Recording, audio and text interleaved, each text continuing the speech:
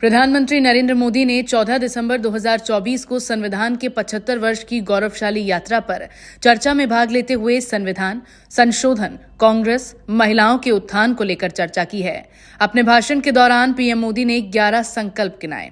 संविधान पर बहस के दौरान प्रधानमंत्री नरेंद्र मोदी ने नेहरू गांधी परिवार के 4 पीढ़ी को एक साथ निशाने पर लिया।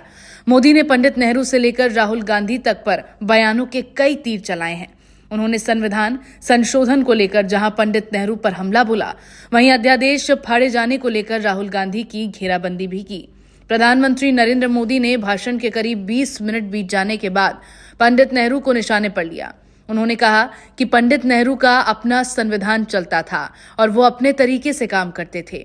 उन्होंने कहा कि पंडित नेहरू ने सभी मुख्यमंत्रियों को पत्र लिखकर कहा था कि अगर संविधान बदलने की जरूरत पड़ेगी तो इससे बदला जाएगा। मोदी ने संविधान में हुए पहले संशोधन का भी जिक्र किया। मोदी ने आगे कहा कि पंडित नेहरू आरक्षण के विरोध में थे और उन्होंने इसको लेकर कई लंबी लंबी चिट्ठियां लिखी थी। पीएम मोदी ने यह भी कहा कि जब सरदार पटेल को पीएम बनाने का प्रस्ताव पास किया गया था, तब नेहरू कैसे पीएम बन गए। संसद में अपने भाषण के दौरान पीएम मोदी ने इंदिरा गांधी पर भी सियासी हमला बोला। पीएम ने कहा कि 1971 में इंदिरा ने संविधान में संशोधन कर खुद को मजबूत कर लिया। उन्होंने इस दौरान आपातकाल का भी जिक्र किया। मोदी ने कहा कि जब जब दुनिया में लोकतंत्र की चर्चा होगी, तब तब आपातकाल का जिक्र किया जाएगा। आपातकाल लाकर इंदिरा ने खुद की सत्ता बचाई और देश को जेल में तब्दील कर दिया। उन्होंने आगे कहा कि उस वक्त जिस जस्टिस खन्ना ने इसका विरोध किया, इंदिरा ने उस जज को चीफ जस्टिस नहीं बनने दिया।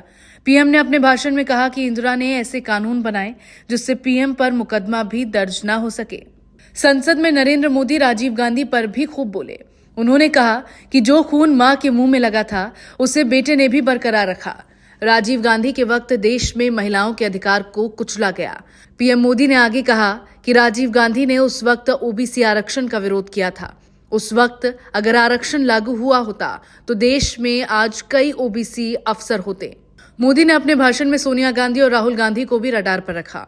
उन्होंने कहा कि कांग्रेस संविधान की बात करती है, लेकिन पार्टी अपना ही संविधान नहीं मानती। मोदी ने इस दौरान सीताराम केसरी का जिक्र किया, जिनके साथ कार्यकर्ताओं ने कांग्रेस मुख्यालय के बाहर बुरा बर्ताव किया था।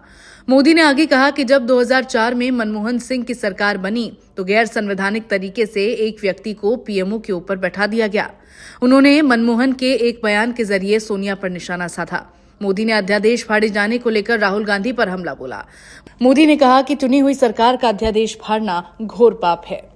इसके अलावा पीएम मोदी ने देशवासियों को जो 11 संकल्प दिए हैं, उनमें सबसे पहला है सभी नागरिक और सरकार अपने अपने कर्तव्यों का ईमानदारी से पालन करें। दूसरा संकल्प हर एक क्षेत्र और समाज को विकास का समान लाभ मिले, सबका साथ सबका विकास की भावना बनी रहे। तीसरा संकल्प भ्रष्टाचार के प्रति जीरो टॉलरेंस की नीति अपनाई जाए और भ्रष्टाचारियों की सामाजिक स्वीकार्यता समाप्त हो। चौथा संकल्प है देश के कानूनों और परंपराओं के पालन में गर्व का भाव जागृत हो। पांचवा संकल्प गुलामी की मानसिकता से मुक्ति मिले और देश की सांस्कृतिक विरासत पर गर्व किया जाए। छठा संकल्प पीएम मोदी ने दिया, राजनीति को परिवारवाद से मुक्त कर लोकतंत्र को सशक्त बनाया जाए। सातवां संकल्प संविधान का सम्मान हो और राजनीतिक स्वार्थ के लिए उसे हथियार न बनाया जाए। आठवां संकल्प जिन वर्गों को संविधान के तहत आरक्षण मिल रहा है वो जारी रहे, लेकिन धर्म के आधार पर आरक्षण न दिया जाए। जो नवा संकल्प प्रधानमंत्री नरेंद्र मोदी ने दिया वो है महिलाओं के नेतृत्व में विकास यानी वुमेन लेड डेवलपमेंट को प्राथमिकता दी जाए। 10वां राज्य के विकास के माध्यम से राष्ट्र के विकास को सुनिश्चित किया जाए। और 11वां और आखिरी संकल्प है एक भारत श्रेष्ठ भारत के लक्ष्य को सर्वोपरि रखा जाए।